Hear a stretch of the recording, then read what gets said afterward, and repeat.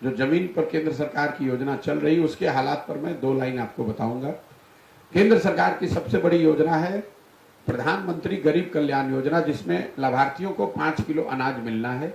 मैं बिल्कुल दावे के साथ आपको कह रहा हूं, आप जानते भी हैं, 5 किलो अनाज यहाँ किसी को नहीं मिल रहा है, सबको यहाँ 4 किलो अनाज मिलता है।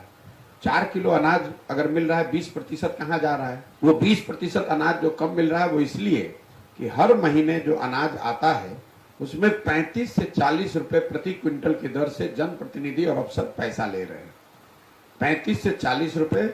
और इस कमीशन में ज्यादातर जगह विधायक भी, स्थानीय विधायक का भी हिस्सा 6 रुपए से 8 रुपए प्रति क्विंटल का बना हुआ है। दूसरी जो केंद्र सरकार की सबसे बड़ी योजना है वो आवास की योजना है, प्रधानमंत्री आवास योजना। अभी तक 14 महीनों में जो लोग हमको मिले हैं वो ज्यादातर इंदिरा आवास के लाभार्थी मिले हैं। नई योजना जो है जिसमें लाभार्थियों को 1,40,000 रुपये मिलना है, जिसके बहुत कम लाभार्थी हैं, लेकिन जिनको भी 1,40,000 रुपये का लाभ मिला भी है उनको भी 25,000 रुपये से लेकर 40,000 रुपये तक घूस देने के बाद ही ये योजना का लाभ मिला है। जहां पर जनप्रतिनिधि पैसा नहीं ले रहे हैं वहां पर भी आवास योजना में 20,000 25,000 रुपया अफसर तो लेगा ही लेगा। अगर जनप्रतिनिधि भी अपना हिस्सा लेगा तो आपको 35-40,000 रुपया देना पड़ेगा।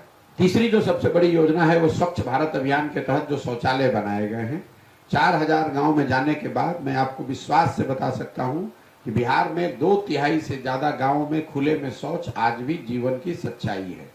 हुआ यह है कि शौचालय बनाते समय 2,000 रुपये प्रति लाभार्थी प्रति शौचालय अफसरों ने पैसा लिया। एक ही आदमी को एक ही शौचालय के नाम पर 10 लोगों को पैसा दे दिया गया। शौचालय न बनाए गए, न उसका कोई उपयोग कर रहा है। जनप्रतिनिधि और अफसरों ने मिलकर ओडीएफ के सर्टिफिकेट जारी कर दिए।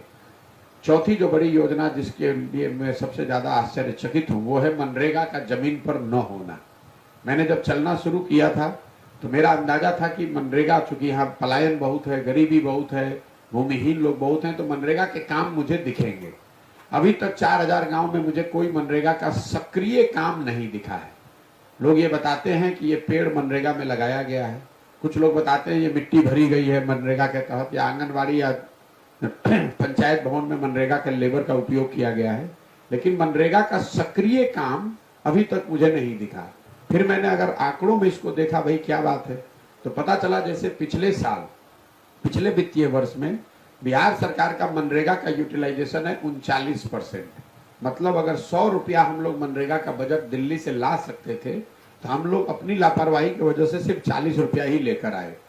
और जो 40 रुपया आया, मनरेगा में पीसी का दर सभी योजनाओं से ज्यादा करीब करीब 40% है। तो 100 रुपया में 60 रुपया आया ही नहीं, जो 40 रुपया आया उसमें 40%, मतलब 16 से 20 रुपया घूस चला गया। जमीन पर 20 से 25 रुपया ही पहुंचा है।